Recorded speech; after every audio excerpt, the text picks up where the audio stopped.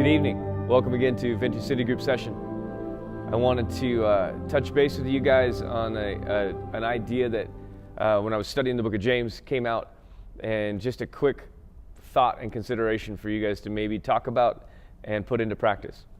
It's often understood, last time we talked about what it is to pray over each other and to confess sin and to see healing. And I think sometimes if we view all of our relationships through only that lens, we come together and there's this sense of what am I struggling with is the dominant question. What should I be confessing?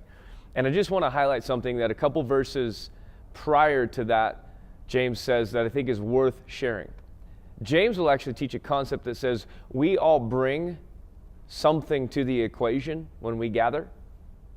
Sometimes we are bringing our hardship, and he says, are any of you afflicted? The word afflicted here is to undergo hardship or to endure difficulty. It means I'm going through trouble in life. James says, is any of you there? You're going through trouble in life, your life, it's difficult, you're struggling. If so, here's what you do. Let him pray. And James will say this, when you're going through personal difficulty, different than when you struggle with sin. When you're going through personal difficulty, the remedy for it is get alone with the Lord. I think all too often we want to go take our difficulties to everybody and get their help on those, instead of understanding that those are the moments, those become the supernatural encounter moments that the Father wants to use to teach us how to lean on Him, how to draw from Him. One of my favorite ideas in Scripture comes out of David's life. And there's just this really simple phrase that's spoken about David when difficulty's going on. David strengthened himself in the Lord. As a father, I've raised two boys, and every once in a while with my youngest, there's still times where he won't eat unless somebody prepares it for him. Now, we understand at age 13 that's a character issue that we got to coach out of him, and but yet when he was 13 months old, there was a joy in that, because it was right for him to not know how to prepare his own food. Could I suggest that maturity in the kingdom should bring me to a place where I learn how to strengthen myself in the Lord?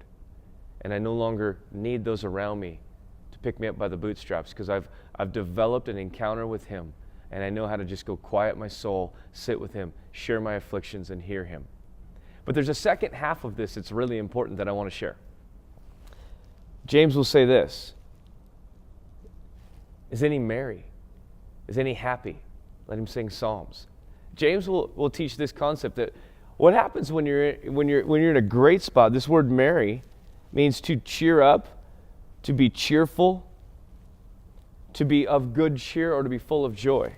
What happens when life is going great, you're walking in just a really tangible sense of the blessing of the Lord, it feels good, you're feeling in a healthy spot. James says in that position, you actually have spiritual work to do.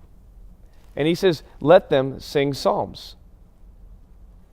This word psalms is connected directly to worship and to music and to this joyful expression. I would take that one step further and say, when we're in a place where there's a gladness of heart that's happening because of the circumstances of life, we have a spiritual job to do, and that's when we walk into a room, we're looking for people to share that joy with. We're looking for people that we can encourage and we can cheer up, we can build up. This word psalms here deals with the idea of cheering up, of lifting up, it's definitely a lightening type word, lightening someone's load.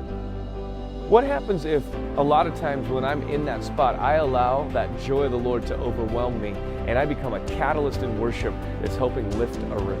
Whether it's a small group situation or whether it's a Sunday morning, whether it's a night of prayer, it doesn't matter. I like this because it allows me to be holistic with the Lord. It's okay for our emotions to be there and be in play.